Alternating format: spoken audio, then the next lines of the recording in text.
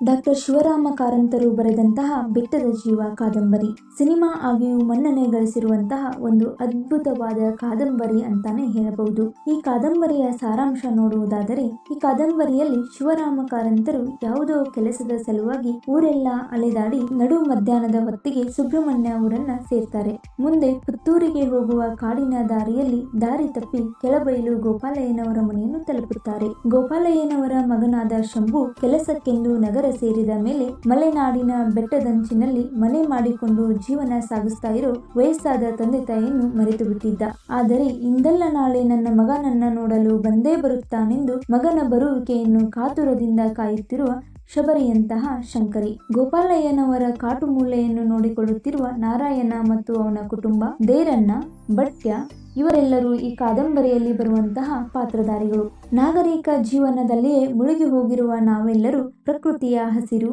ಅಡಿಕೆ ತೋಟಗಳು, ನದಿಗಳು, ಹಳ್ಳಗಳು, ಸ್ವರ್ಗದಂತಿರುವ ಕುಮಾರ ಪರ್ವತ, ಹಚ್ಚ ಹಸಿರಾದ ಇಂತಹ ಪರಿಸರವನ್ನು ನೋಡಬೇಕೆನ್ನುವ ಆಸೆ ಇದ್ದರೆ ಒಂದು ಸಾರಿ ಈ ಕಾದಂಬರಿಯನ್ನು ಓದಿ ನೋಡಿ. ನಾಡಿನಲ್ಲಿ ಎಲ್ಲಾ ಸಿಕ್ಕರೂ ನೆಮ್ಮದಿ ಇರುವುದಿಲ್ಲ, ಕಾಡಿನಲ್ಲಿ ಏನೂ ಇಲ್ಲದಿದ್ದರೂ ನೆಮ್ಮದಿ ಇದೆಯೇ ಎಂಬುದನ್ನು ತಿಳಿಯಲು ಈ ಬೆಟ್ಟದ ಜೀವ ಕಾದಂಬರಿಯನ್ನು ಒಮ್ಮೆ ಓದಿ. ಈ ಕಾದಂಬರಿಯನ್ನು ಓದುತ್ತಾ ನಾನಂತೂ ಪ್ರತಿ ಪಾತ್ರಗಳ ಮಧ್ಯೆ ನಾನು ಜೀವಿಸಿದೆ ಎಂಬುದು ಸುಳ್ಳಲ್ಲ. ಸಮಯ ಸಿಕ್ಕಾಗ ನೀವು ಒಂದು ಸಾರಿ ಓದಿ ನೋಡಿ.